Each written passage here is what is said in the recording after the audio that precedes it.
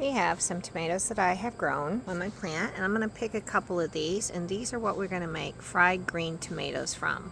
You can use ones that have pink on it, but I prefer to have totally green. I like the flavor better. Alrighty, let's make some fried green tomatoes. These tomatoes I've washed, I picked them off of my plants, and there's only 3 of us eating them tonight because only 3 of us like them. So 2 is plenty. Plus, we want to take off your little butt piece and the coret. These are brandy wine tomatoes that I have in pots outside my back door. So you want them to cook, you want to cut them about this thick, not too thick, not too thin. Okay guys, it's important not to get them too thin, but you don't want them too thick either. So you're going to cut them all into slices. And we make with this horseradish sauce to go on it, to dip your tomatoes into. So as you can see, 2 tomatoes makes quite a few. And this is a great way to use green tomatoes. A lot of people have never had green tomatoes. I'm sorry, I love them. Okay, so there they are. You notice I have them on a clean dish towel. That's because we're going to sprinkle them with salt. For those of you that know about salt, when you sprinkle it on stuff, it helps it release, especially stuff that has like little tiny cells, like tomatoes. It helps them release their water so that your breading will stay on better. That's the purpose. So we want to salt them, and then you're going to let them sit for a little bit. Probably, I like to let them sit 15 minutes or so.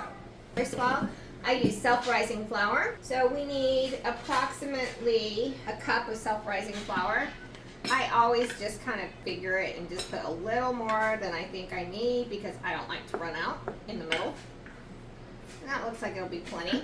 You can make your own self-rising flour. Now we need egg whites, 3 or 4 egg whites, so I have plenty of egg white when I get ready to start dipping, so I don't run out. That's really important because when you're in the middle of breading these, you do not want to be having to stop and get egg whites. So I just find it easier to do extra. So 1 to 4, your call. There you go. Got it? This egg separator came from Pampered Chef, guys, just in case you're wondering where it's from. Okay, so we have our eggs ready. I'm going to add a little cayenne to our flour because we like a little spice in our life. So not too much, about 1/4 teaspoon. So just kind of sprinkle it on the top just to give it a little oomph. Kind of mix that in. Really don't need much, just a little bit. Yes, I'm a slob. Okay, so now we're going to let that sit and we'll be back later to finish it off. Tomatoes have set for about 15 minutes, so now we're going to spray this cooling rack with parchment paper, wax paper underneath of it. And then what we're going to do, take a tomato, we dip it in the egg white, and then we dip it in the flour, once more in the egg white, once more in the flour, and put it here. We're going to let it sit for just a few minutes before we cook them because we want the flour to stick to them. And so this is take us back to Texas, baby. So we're almost done here. These ones on the butts of them or the tops of them are a little harder to get floured, but we'll get them. We're going to let these sit for about another 15 minutes, and then we will fry them in butter. Yes, no, fried green tomatoes are not probably good for you, but ask yourself, do we care? No. Now we're going to clean this off and set these to the side to sit, and we're going to make our sauce to go on our little horseradish sauce to go on our green fried tomatoes. So we're going to make it in a measuring cup because then it makes life easier. You need 1 cup of sour cream. You don't have to dirty so many things if you do it this way. So we need about a cup. And no, I'd like to say I'm exact when I do these kind of things, but that'd be a lie, guys. I just kind of do it however I want. Okay, and then we need 2 tablespoons of mayo, a tablespoon of Dijon mustard. Yes, guys, I like Grey Poupon. No, I'm not sponsored by them, but that happens to be my favorite. I have some particular things I like to cook with. They're going to be Hellmann's mayonnaise, Grey Poupon, or mustard, if I'm using stone ground, and then horseradish.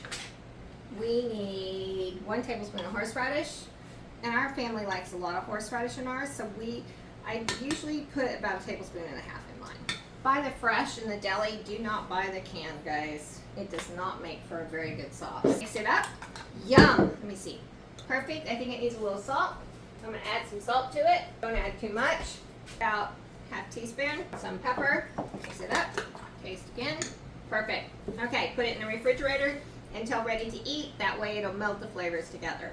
Okay, let's fry these babies up. I'm going to get them done ahead of everything else because this is a pretty complex meal to put together. I still have to make gravy, fry my fried chicken, make my mashed potatoes, make my fried green pickles that I'm making for my youngest, and make a salad. That's all, guys.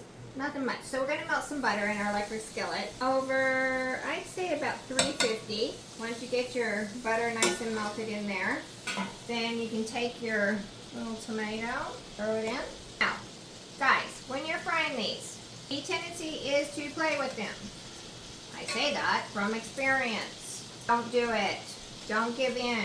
Let them sit still. You want them to brown, okay? You need to make sure you have plenty of butter in there. So, if you're worried about cholesterol or anything like that, this is not the thing for you. But it is a southern delicacy. It's like an appetizer. So, you know, it's not like you have to eat a whole lot of them, but they're delicious. Why would you not want to eat them? So, make sure your butter, I like to move my butter around so it doesn't get too burned. There we go. I have a pan here I'm going to put them on. I'll put them in my oven at 215 degrees, 225 degrees. And that's where I'll put everything as I finish it off so it stays hot until everything is done. Okay? So that is how you make a meal with multiple things like this and still be able to do it. So, takes just a few minutes for them to fry. Okay, they're starting to brown. Yes, it's a nail biter, guys. It's boring! That's okay. Boredom is worth the flavor every single time. Okay, so I don't want to turn them over. I want them a little browner than they are.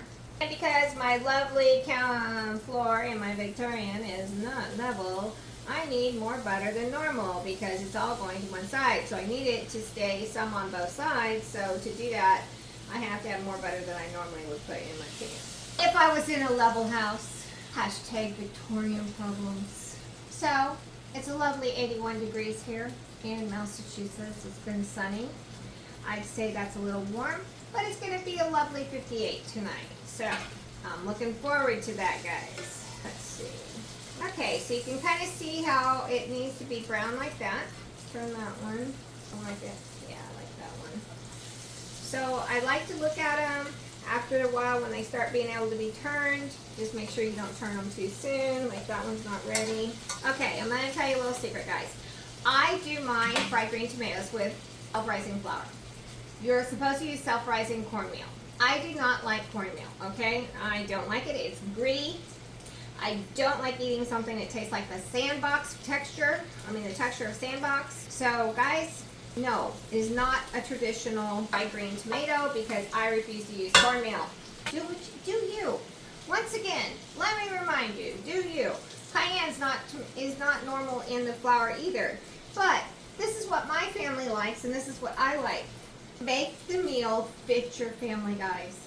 Figure out how to feed your family vegetables that they'll eat. Don't be like, oh, it's supposed to be cornmeal, so it has to be cornmeal.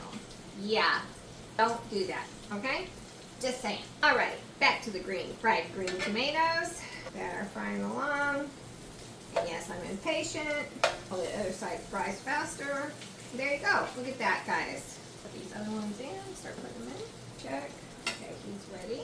I like to kind of just like tap them up on each other, but not too much overlapping because I don't want them to get soggy. So if you stack them kind of like a little bit up on each other, then the butter can drain off of them as they sit in the pan, and they won't be all soggy. I will say the sooner you eat them after cooking, the more tasty they are. However, sometimes there's just not enough time in the day to do it that way.